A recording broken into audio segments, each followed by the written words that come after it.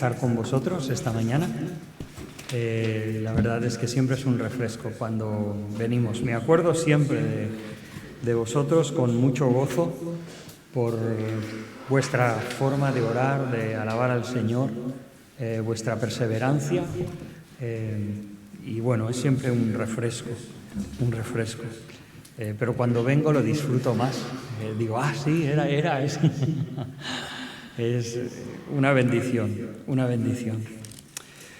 Pues muy bien, en estos días o en estas últimas semanas he estado trabajando sobre un tema, unos versículos que me gustaría compartir con vosotros, 4 pasajes. Antes de leerlo, me gustaría introducirlo de esta manera. Había un hermano en uno de los lugares donde servimos al Señor, en Logroño, donde una vez dijo algo que realmente creo que fue muy desafortunado, aunque podía tener cierta razón.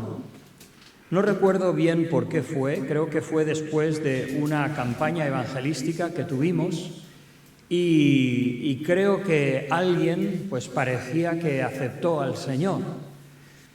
Y entonces, al día siguiente o al domingo siguiente, en la iglesia me comenta, dice, bueno, pero ya le he dicho que ahora viene lo peor, que no se alegre tanto, que no se entusiasme porque ahora viene lo peor. Yo pensaba, por favor, qué manera de chafarle innecesariamente la guitarra.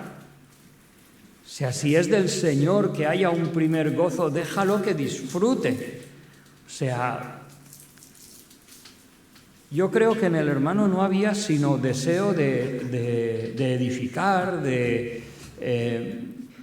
pero no pasa a veces que sin querer, claro, cuando aceptamos al Señor hace mucho tiempo, nos hemos levantado muchas mañanas, hemos pasado diferentes dificultades.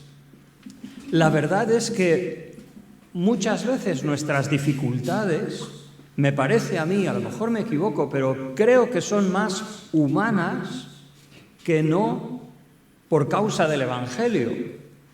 Si a veces nos hemos quedado sin trabajo, si a veces vamos justos por algo, si a veces nos ha venido una enfermedad, si a veces no pasa eso a todas las personas. El Señor nos dijo que no pido, le dijo al Padre, que los quites de este mundo, sino que los guardes del mal.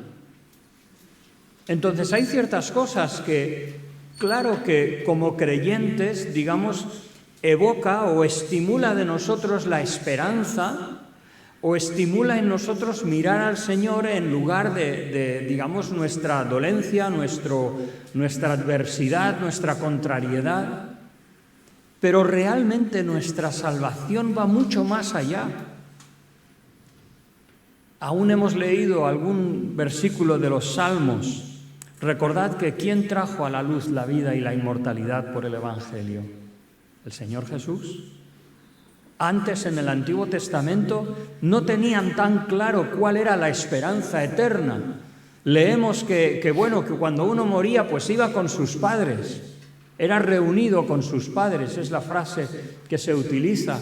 Y tanto en Job como en los Salmos a veces dice, pues en el Seol, allí nadie te alaba. Sin embargo, la visión del Nuevo Testamento es bien diferente. Porque cuando Juan mira y el Señor le muestra lo que sucede en los cielos, una multitud que no se puede contar alabando al Cordero, alabando a Dios. Dices, ¡wow! Sí que hay alabanza, pero eso no lo sabía el rey David, no se sabía en el Antiguo Testamento, ni mucho menos con la claridad que lo vemos después de la resurrección del Señor. La resurrección de Cristo abrió una nueva época, porque si bien el Señor resucitó a Lázaro, resucitó a la niña, a la hija de Jairo, resucitó al hijo de la viuda de Naín, si bien el Señor hizo esos milagros y volvió a la vida a algunas personas que habían fallecido, pero realmente volvieron a morir, pero no el Señor. Cuando el Señor resucitó, los salmos citados por Pedro en Hechos capítulo 2 dice que no vio corrupción. El Señor no solamente volvió a la vida, no, pasó por todo el túnel. O sea, dice que fue a las partes más bajas de la tierra, pero resucitó. La muerte no pudo contenerle. Y el Señor venció a la muerte. Y nosotros hemos sido regenerados a una esperanza viva, eterna en los cielos. No sé vosotros, yo conforme me hago mayor, y sé que soy joven, pero ya hemos pasado los 60, y piensas, oye, ¿qué? 20 añitos más y quizás vamos con el Señor, ¿no? ¿Cómo lo experimentas? ¿Cómo te lo manejas? ¿Cómo estás contento? ¿Estás satisfecho en el Señor? Espero que sí. Me gustaría leer 4 pasajes para refrescar nuestros corazones en lo que es la salvación del Señor.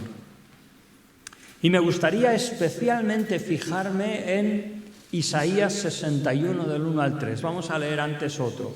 Pero Isaías 61 del 1 al 3 y luego en Lucas capítulo 4. Pero primero permitidme ir a Levítico. Levítico capítulo 25 es la primera lectura. Levítico capítulo 25.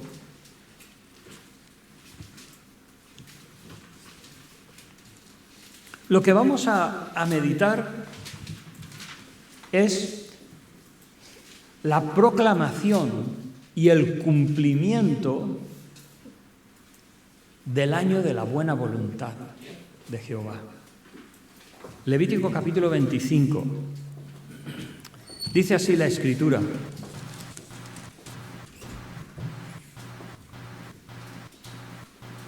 En el versículo 1 dice: Jehová habló a Moisés en el monte Sinaí diciendo: habla a los hijos de Israel, diles, cuando hubiereis entrado en la tierra que os doy, la tierra guardará sábado para Jehová. Estoy leyendo de la versión 2023 de la Sociedad Bíblica Trinitaria Reina Valera.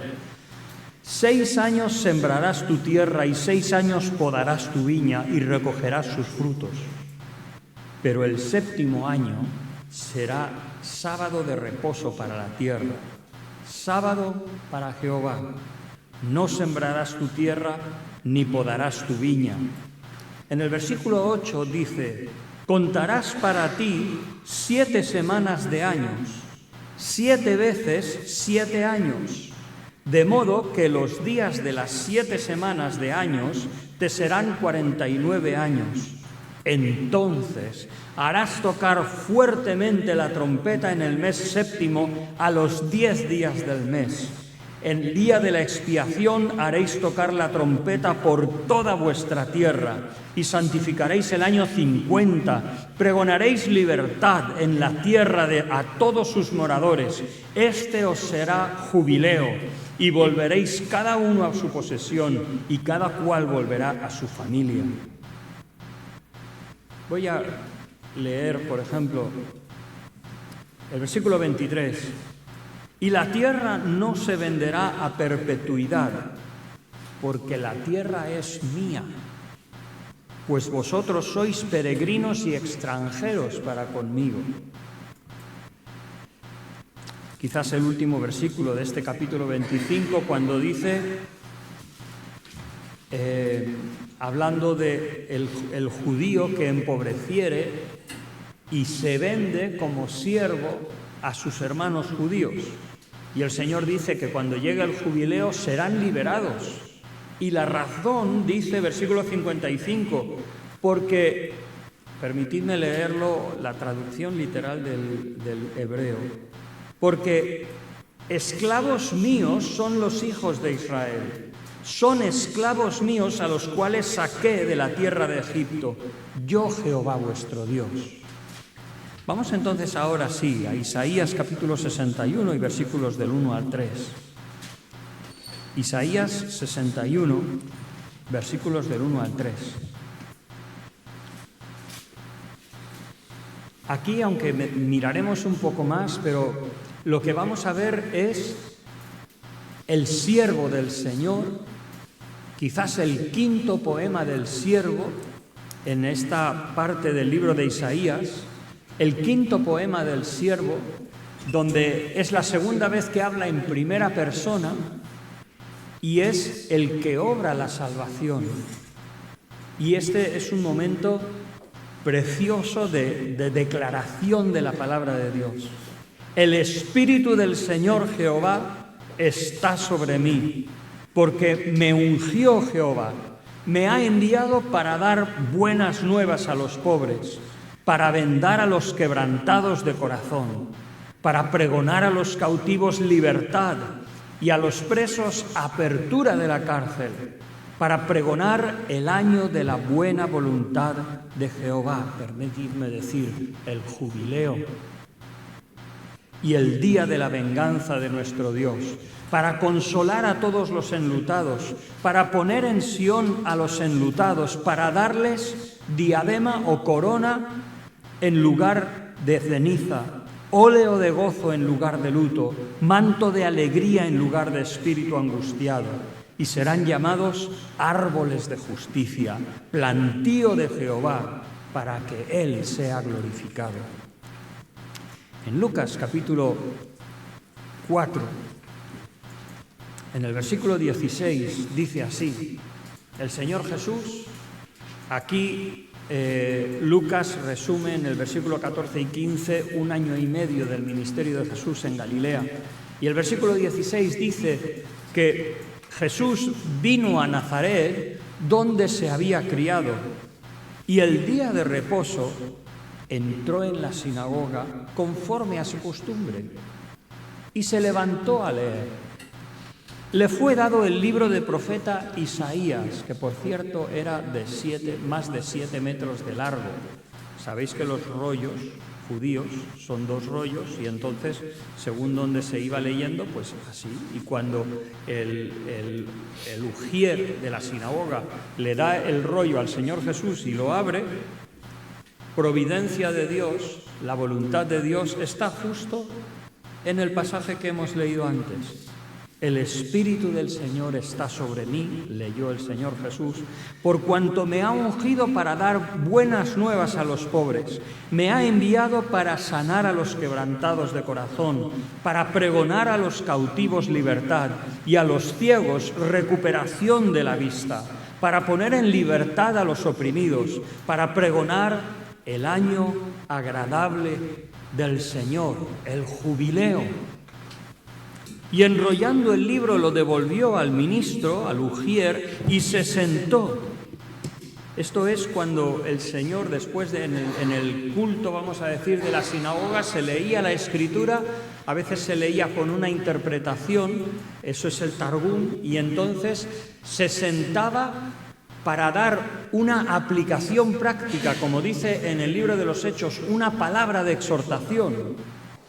Y el Señor dice, los ojos de todos en la sinagoga estaban fijos en Él, a ver qué iba a decir Jesús.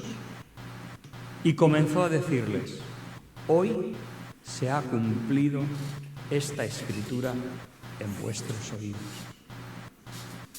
Permitidme leer un versículo más antes de meditar sobre especialmente Isaías 61. Está en Hebreos capítulo 4.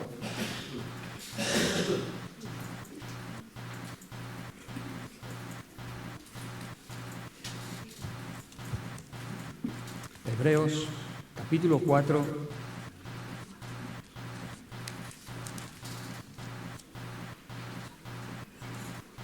y versículo 9. Dice, bueno, podemos leer el 8 y el 9. Si Josué les hubiera dado el reposo, diríamos definitivo, completo, absoluto, Dios no habría hablado después de otro día. Por tanto, expresa el autor de los Hebreos, queda un reposo para el pueblo de Dios. En un sentido, permitidme no hacer un spoiler, pero decir la realidad absoluta del jubileo, el descanso del Señor, queda todavía por delante. Entonces, ¿qué es lo que queremos tratar de estos pasajes? En primer lugar, me gustaría tratar acerca de qué era el año del jubileo, qué significó, porque no leemos mucho del jubileo en el Antiguo Testamento.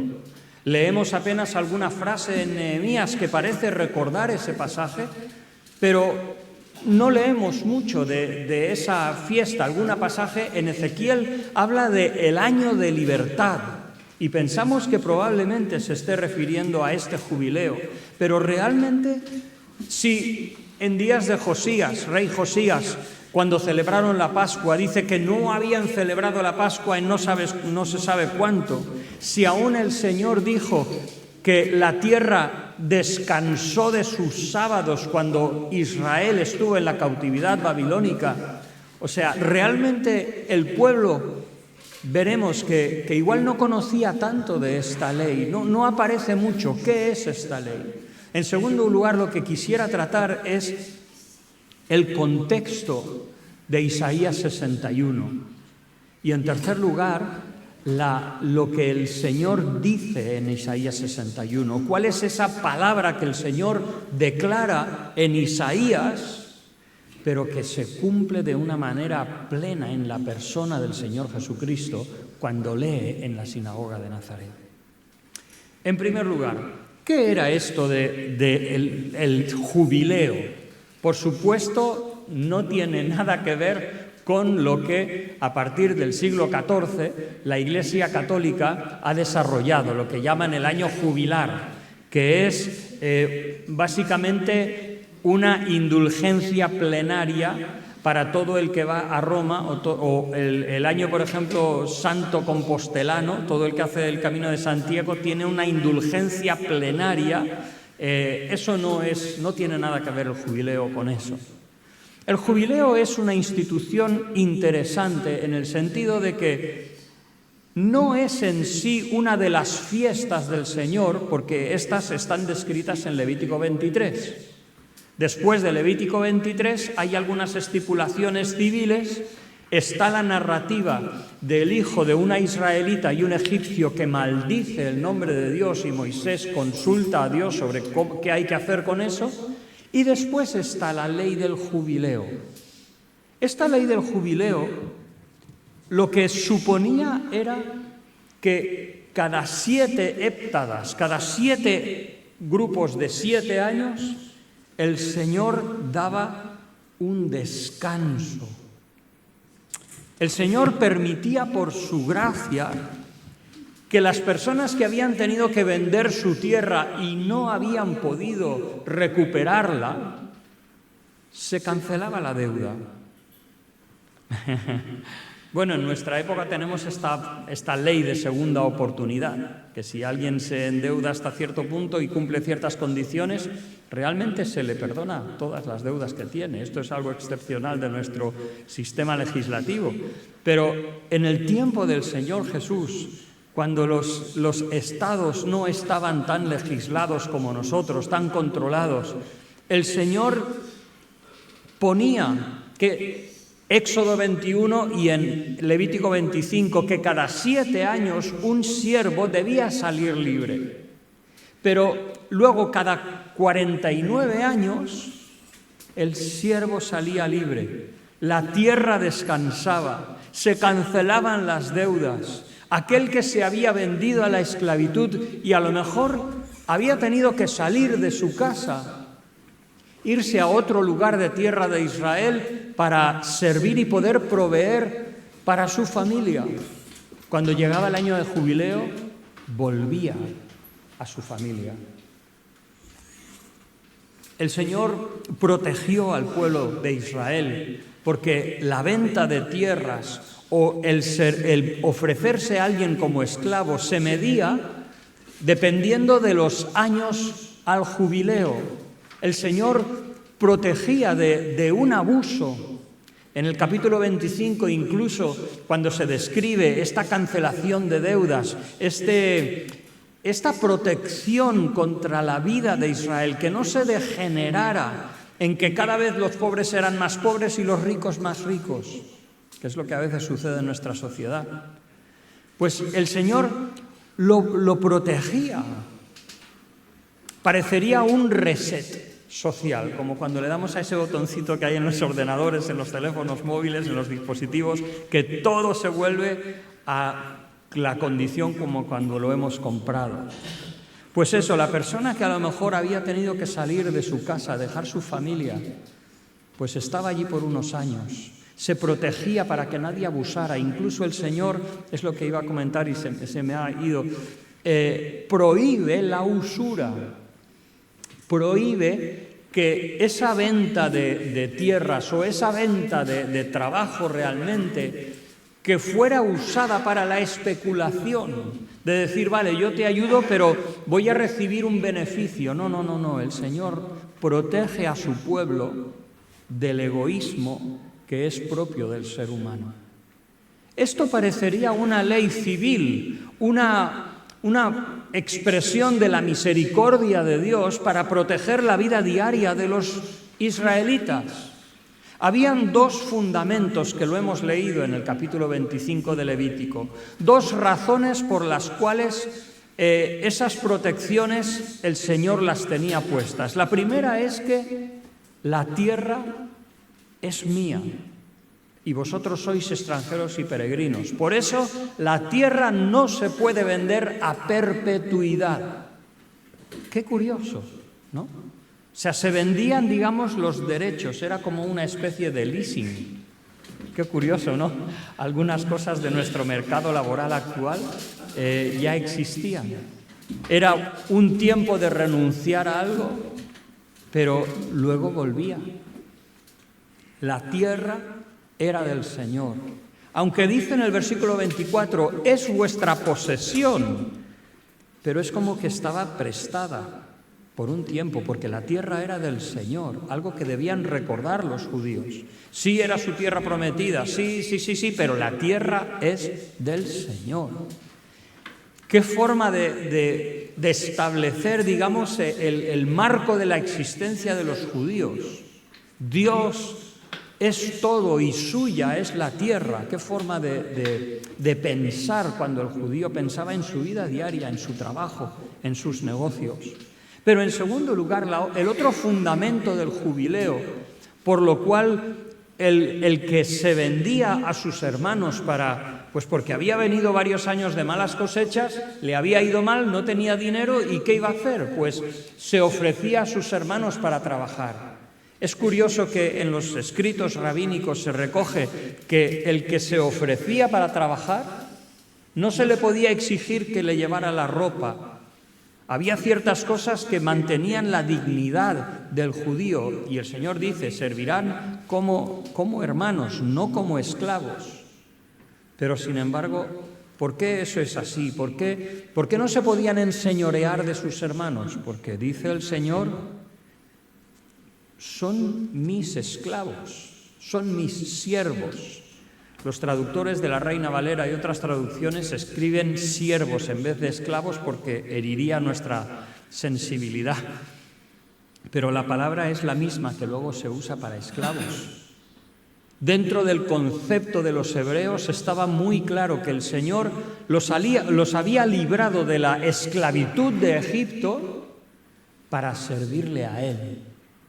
O sea que el Señor, en un sentido, provee esta cancelación de deuda, este reset social, esta restauración de todas las cosas. Quizás parecería que es como una ayuda para la vida diaria. Hay alguna palabra interesante, por ejemplo, cuando dice el Señor, pregonaréis libertad, Levítico 25:10. Esa palabra libertad se usa en árabe, en una lengua semítica, para hablar de arroyos que fluyen libremente, o caballos que galopan libremente. ¿Qué imagen hay una película, ¿no?, de Walt Disney que es Spirit, de un caballo, y la imagen, ¿no?, de los caballos correr libremente por el campo? Qué bonito, ¿no? Pues el Señor proclama libertad. Qué precioso. Pero ¿cómo fue la experiencia de Israel? A pesar de que el Señor dice 2 veces, por una vez dice, me santificaréis el jubileo, será año santo para el Señor. O sea, en la mente del pueblo a lo mejor era una incomodidad, porque el pobre, cuando llegaba el año de jubileo, no podía ofrecerse para trabajar, no había trabajo.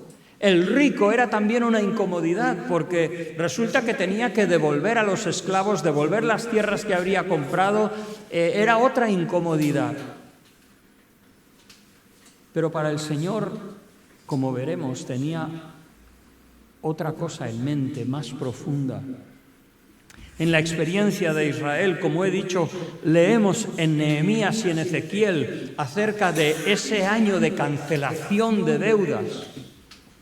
Pero la realidad es que todos los estudiosos del Antiguo Testamento están de acuerdo en que parece ser que Israel nunca celebró el jubileo. Nunca celebró el jubileo. A lo mejor lo quiso hacer. Josefo, un historiador durante el Imperio Romano, refiere que se observó el año sabático en tiempo de Alejandro Magno. Y también dice que en tiempo de los asmoneos, más o menos el 143 antes de Cristo, quizás un poquito antes, a partir del 69, hasta el 66, en aquellos años a lo mejor celebró alguna vez el 7º año.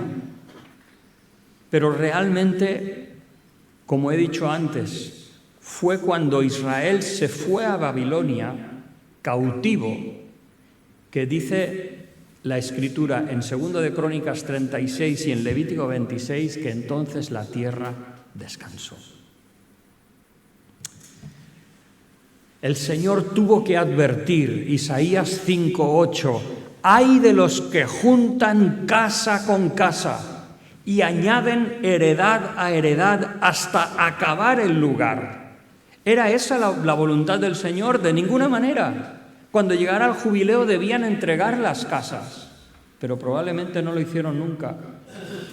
Dice, ¡ay de aquellos que juntan casa por casa, para que habitéis vosotros solos en medio de la tierra! En Miqueas, contemporáneo de Isaías, dice, codician campos y los roban, las casas y las toman, oprimen al hombre y a su casa, al hombre y a su heredad. O sea, el pueblo de Israel realmente fue egoísta. Y algo que parece que Dios pensaba en proteger la vida diaria de los israelitas, ni siquiera en ese sentido el pueblo de Israel lo cumplió. Ahora, llegamos a Isaías 61. Y cuando leemos en Isaías 61, ¿qué estamos leyendo? El libro de Isaías es un profeta, vamos a decir, de segunda generación. La primera generación fue, por ejemplo, Oseas, Jonás, que profetizaron en el siglo VIII antes de Cristo. Isaías profetiza después, una segunda generación, en tiempos desde el rey Uzías hasta Manasés. Y Miqueas es contemporáneo suyo. Es curioso que tanto Amós como Isaías, aunque denuncian el pecado de Israel hacia Dios, ¿qué es lo que muchas veces denuncian? Que oprimen a la viuda, al huérfano, al extranjero. Es curioso, en su vida diaria ellos no reflejan la misericordia de Dios. El libro de Isaías realmente tiene 3 partes. La primera parte, tanto en la primera como en la tercera parte, son profecías que están reunidas, pero no es una historia continua como podríamos leer los Evangelios o el libro de Crónicas o de Samuel, sino que son una serie de profecías reunidas, agrupadas, que a veces es difícil establecer una línea de narración. Hay una primera parte que es desde el capítulo 1 hasta el 36. Y en esos capítulos vemos que, por ejemplo, Isaías, el llamamiento de Isaías, que a diferencia, por ejemplo, de Jeremías, en Jeremías está en el capítulo 1, pero en Isaías está en el capítulo 6. ¿Quiere decir que Isaías profetizó los primeros capítulos sin ser llamado? No. Simplemente es que el libro de Isaías no presenta una continuidad narrativa. En la primera parte de esas profecías, Isaías denuncia el abuso del pueblo, predica en contra de un ceremonialismo vacío, de una idolatría. Estaban conviviendo una exigencia supuestamente en la ley de Dios, mientras que sus cultos estaban vacíos y estaban practicando idolatría en los lugares altos. Menudo potaje, menuda contradicción, menuda falsedad, menuda hipocresía. Y el Señor les dice que en vano me honran, enseñando mandamientos de hombres. Este pueblo de labios me honra, pero su corazón está lejos de mí. Les dice, no quiero saber nada de vuestras fiestas. Ese era el clima del tiempo de Isaías. Después de esa primera parte, hay 3 capítulos que son históricos. Capítulo 37 al 39, donde se refleja la intervención de Isaías con el rey Ezequías. Es curioso que en los primeros capítulos el profeta Isaías se ve como que realmente es, por decirlo así, de afrenta, que él predica y el pueblo de Dios lo rechaza. De hecho, es que el profeta Isaías se registra en el libro como dice que a partir de un momento se dedica a sus discípulos y no resulta un profeta que esté constantemente en la palestra, en la vida pública, sino solamente en esos capítulos históricos. Del capítulo 37, 38 y 39 aparece con el rey Ezequías. Entonces, pero luego llega los capítulos del 40 al 66. En esos capítulos lo que vemos es otro tipo de profecías. Evidentemente, Isaías, en la invasión del rey Sennacherib, el Señor le reveló lo que iba a suceder en el futuro y dio esas profecías a sus discípulos. Y lo que encontramos en esos capítulos es, por ejemplo, 2 menciones explícitas al rey Ciro, un rey medo-persa, el rey a través del cual el pueblo de Dios volvería de la cautividad a su tierra. La imagen que vemos que profetizó Isaías de esas profecías es el pueblo de Dios sufriendo la cautividad en Babilonia.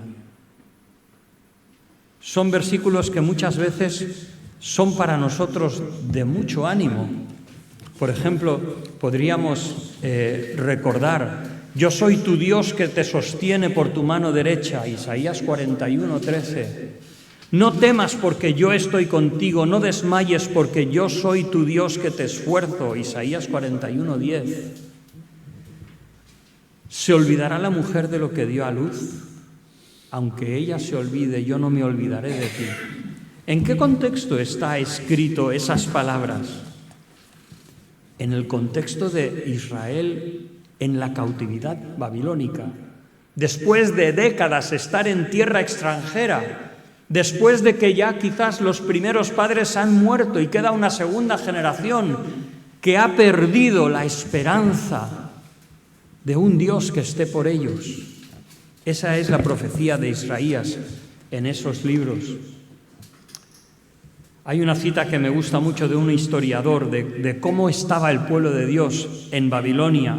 Dice, el pueblo estaba exhausto por vanas esperanzas, lamentando un reino caído, llevado a contemplar las verdades sublimes de un mundo espiritual entre maestros, cuya percepción del antagonismo entre el bien y el mal parece haberse diluido hasta el punto que los persas que conquistaron el imperio parecían tener ideales más claros que los judíos.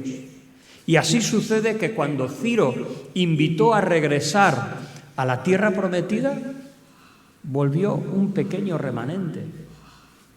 La mayoría de personas se quedaron en Babilonia, estaban muy bien, estaban exhaustos, cansados. A esos son los que estos versículos están dirigidos. ¿Se olvidará la mujer de lo que dio a luz? Mujeres, ¿os olvidaréis de vuestros hijos? No. Aunque ella se olvide, dice el Señor, yo nunca me olvidaré de ti. ¡Wow! En estos pasajes, Dios consuela a su pueblo sobre un fundamento, y el fundamento es el reconocimiento de la debilidad del ser humano. Capítulos 40 y 41. Los jóvenes flaquean y caen. ¿Pero qué dice? Los que esperan en Jehová tendrán nuevas fuerzas. ¿Por qué? Porque el Señor iba a traer liberación de Babilonia. El pueblo de Dios iba a volver. El Señor determinó 70 años de cautividad, pero estaban llegando a su fin. ¿Se había olvidado Dios de su pueblo? No. El pueblo estaba exhausto, ya deshecho, no tenían fuerzas, no sabían ni lo que era correcto ni lo que no lo era, pero Dios no se había olvidado de ellos. En los capítulos 42 al 48 de Isaías se habla del libro de Ciro, porque Ciro se dibuja en esos capítulos y se expresa la liberación del pueblo de Israel de Babilonia. En los capítulos 49 al 55 encontramos 4 poemas de un siervo. En esa situación donde el hombre es incapaz de poder liberarse a sí mismo, en esos capítulos donde se reconoce que el hombre es pronto a la idolatría, a ser infiel al Señor, aparece la figura del siervo de Jehová, que es el que trae la salvación. ¿De dónde viene la salvación? Porque aunque el hombre es indigno, pero Dios sigue en su esperanza. Dios sigue en su plan de liberar a su pueblo. Dios sigue con la misma intención, con el mismo amor de querer liberar al ser humano. No quiero yo, dice la Escritura, el Señor dice, no quiero yo la muerte del impío, sino que viva. Pedro diría que Dios está esperando a que todos se arrepientan. Así tenemos las palabras, la profecía en Isaías, a un pueblo afligido, exhausto. Tenemos, por ejemplo, Isaías 56, del 1 al 8, la imagen del prosélito y del eunuco. El pueblo en Babilonia, un pueblo demasiado enfatizado sus leyes judías que les ensalzaban y oprimiendo al extranjero, a la viuda, al huérfano, y entre ellos el gentil que había visto en el Dios de Israel, el Dios verdadero, el pueblo de Israel no lo aceptaba. El eunuco, que no podía tener simiente para los judíos, la simiente es muy importante. Y el no poder tener hijos era un drama, era una catástrofe. El eunuco que se sentiría, pues yo no soy parte del pueblo de Dios. El Señor misericordioso le escribe en estos capítulos, Isaías 56, del 1 al 8, y dice que no, que Dios los acepta, Dios apoya a esas personas. Así llegamos al capítulo 61. Una última imagen antes de leer estos versículos. Fijaos cuál es la imagen del pueblo de Dios. Isaías 59, del 9 al 13, dice: por eso se alejó de nosotros el juicio y no nos alcanzó la justicia. Esperamos luz y he aquí tinieblas. Palpamos la pared como ciegos, andamos a tientas como sin ojos, tropezamos al mediodía como de noche, estamos en oscuros lugares como muertos, gruñimos como osos todos nosotros, gemimos lastimeramente como palomas. Con nosotros están nuestras rebeliones. Fíjate, el pueblo de Israel, consciente de su pecado, Dios los ha castigado. Con nosotros están nuestras rebeliones, conocemos nuestras iniquidades. Rebelarse y mentir contra Jehová y volverse de en pos de nuestro Dios, hablar de opresión y revuelta, concebir y proferir desde el corazón palabras de mentira. Tenemos un pueblo que finalmente reconoce su pecado, pero es incapaz, no puede liberarse a sí mismo. Y a ese pueblo el Señor, a través de ese siervo que haría la voluntad de Jehová, que cargaría el pecado de su pueblo, a ese siervo de Isaías 53, que tantas veces lo leemos en la Cena del Señor, ese siervo en Isaías 61 habla, y habla por segunda vez en primera persona. Y dice: el Espíritu del Señor Jehová está sobre mí, porque me ungió Jehová, me ha enviado para dar buenas nuevas a los pobres. ¡Wow! ¡Qué bonito! Y nos presenta 7 infinitivos que describen la obra de Dios. Ante el fracaso e incapacidad del propio pueblo, aún consciente de su indignidad, su debilidad, Dios anuncia su obra de restauración y dice: me ha enviado para dar buenas nuevas a los pobres, aquellos oprimidos, indefensos, que no pueden progresar ni mejorar su situación porque hay personas o circunstancias que lo impiden. El siervo de Jehová, el Señor Jesús, lo hemos leído en Lucas capítulo 4, daría buenas nuevas a los pobres, vendar a los quebrantados de corazón. Vendar expresa una atención personal de calma, sanadora, restauradora, a los quebrantados de corazón, abarcando toda angustia humana, desde la postración emocional a la convicción de pecado. Pregonar a los cautivos libertad. El pueblo que había estado cautivo en Babilonia y que quería responder al llamado de Dios, Dios le anuncia que va a ser como manantiales libres, como caballos que corren en la pradera. Apertura de la cárcel es liberación de la oscuridad, liberación de las cadenas, una libertad que abarca la restauración personal como también las restricciones impuestas por otras personas o circunstancias como los babilonios. Pregonar, aquí está, el año de la buena voluntad de Jehová. Y el día de la venganza de nuestro Dios, algo que el Señor no cita, pero aún en Isaías se menciona el día de juicio, pero vuelve inmediatamente a hablar, consolar a todos los enlutados, la eliminación de toda tristeza, poner en Sión a los enlutados. Los que estaban en Babilonia sufriendo en tierra extranjera, ¿os acordáis en los Salmos cuando dice: ¿cómo vamos a cantar las alabanzas de Jehová en tierra extranjera? La promesa de Dios al pueblo cautivo es que pondría en Sión a los enlutados. Dar una corona en lugar de ceniza, óleo de gozo en lugar de luto, óleo reservado para momentos de alegría. Óleo de alegría explica el tipo de vida propio de un rey. El ungido de Dios, el siervo de Dios, transforma absolutamente la vida de ese pueblo exhausto, ese pueblo desesperanzado y que es consciente de su pecado y consciente de que no puede liberarse a sí mismo. Manto de alegría en lugar de espíritu angustiado. El manto es una pieza de ropa que cubre todo el cuerpo.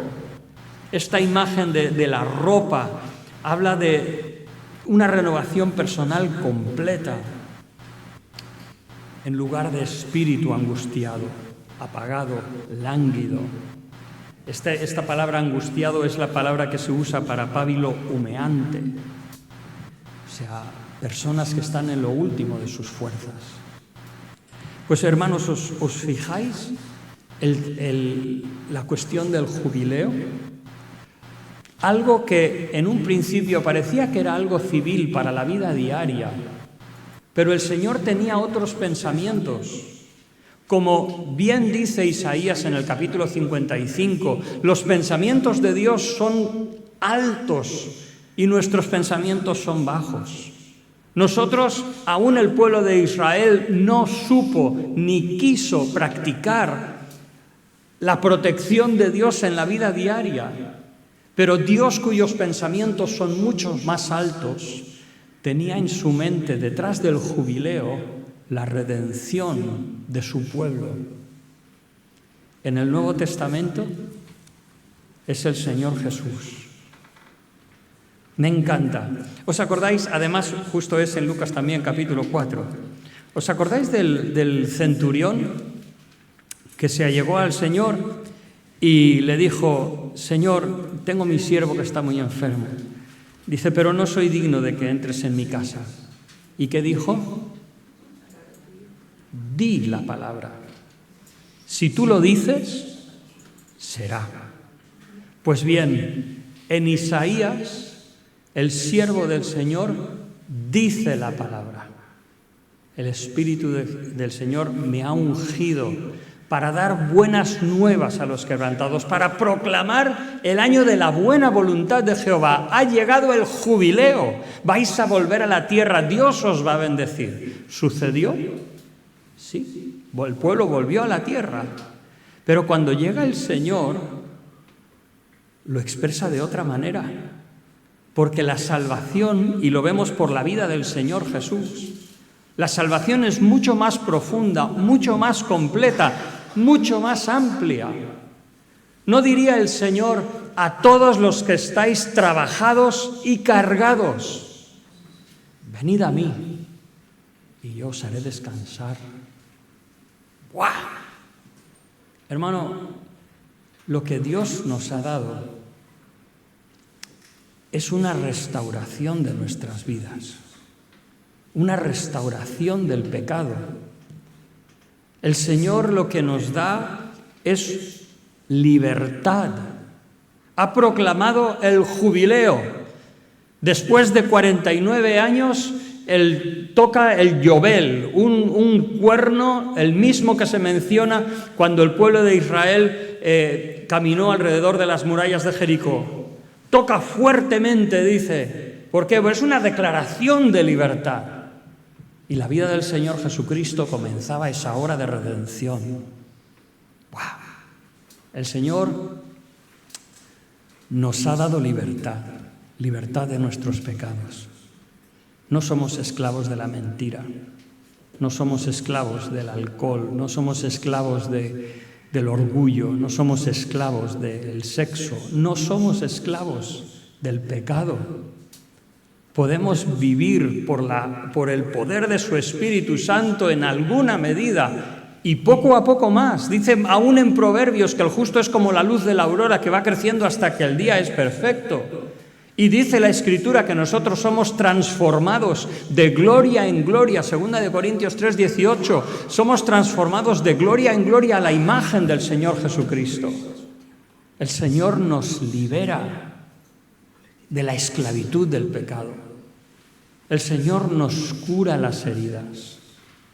Hermano, ¿no has tenido heridas?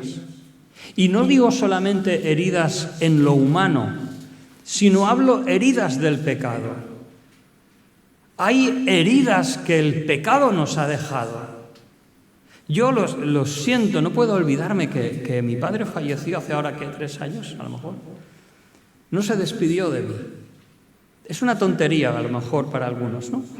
Mi padre se divorció de mi madre cuando yo tenía 16 años. Y luego tuvimos contacto, pero luego hubo un tiempo que él vendió su casa y ya nunca más contactó conmigo. Y su nueva mujer y su hija no fueron para llamar y decir, oye, despídete de tu padre. Está bien, no pasa nada, mi padre no era creyente, no puedo esperar nada de él, pero a veces son experiencias humanas que son fruto del pecado, de cómo afecta a las relaciones familiares y te dejan cierta cosa. El Señor dice que en esa obra de Cristo, ese jubileo que el Señor consiguió, venda nuestras heridas. Y eso que al principio te puede doler en el corazón, puede traerte amargura, sufrimiento, puede crearte ese vacío, el Señor lo venda. Cambia tu luto en óleo de gozo. Dice la Escritura, me harás olvidar de los pecados de mi juventud. No sé cuándo aceptasteis al Señor. Si aceptasteis al Señor cuando erais niños, gloria a Dios. Pero si no, a lo mejor tenemos alguna herida por una mala decisión, por pecado. Pues el Señor aún nos restaura de eso. Esa es la obra del Señor Jesús. Ese es el jubileo. Entonces, hermano, cuando pienses en tu vida, piensa, Dios ha dicho la palabra en nosotros y estamos en ese proceso. Dice Hebreos capítulo 4, versículo 9, aún queda un reposo para el pueblo de Dios. ¿Qué quiere decir? La obra todavía no es absoluta. Habrá un día que sí. ¿Qué dice la Escritura? ¿Os acordáis? Porque sonará la trompeta de Dios. Y entonces el Señor vendrá y el jubileo será absoluto. De verdad, nuestros ojos tienen que estar en eso. No debemos permitir. Nosotros somos humanos. Mira, esta mañana yo a veces no puedo dormir y escucho, y por la mañana el domingo hay un programa de salud, y hablaba una psicóloga de que el cuerpo influye en la psique y la psique en el cuerpo. No podemos evitar que si tienes una enfermedad, tu espíritu se puede desanimar, tu ánimo se puede apagar, nos afecta lo físico. Si nos quedamos sin trabajo, si tenemos un problema con el vecino de al lado, todo eso nos pesa. Pero hermano, no perdamos de vista lo que el Señor nos ha dado. No pongamos en nuestros ojos, en el mundo tendréis aflicción, uy sí, mucha aflicción, aflicción, aflicción, aflicción, aflicción, aflicción, aflicción, aflicción. Es cierto, y tenemos que convivir con la aflicción porque vivimos en este mundo. Pero dice el Señor, confiad, yo he vencido al mundo. Y la palabra ya se ha dicho. Y así como se cumplió en Israel, en alguna manera, hay un cumplimiento absoluto de ese jubileo, ese año de la buena voluntad de Jehová. Que el Señor nos ayude a mantener ese gozo, esa esperanza en lo que nos espera.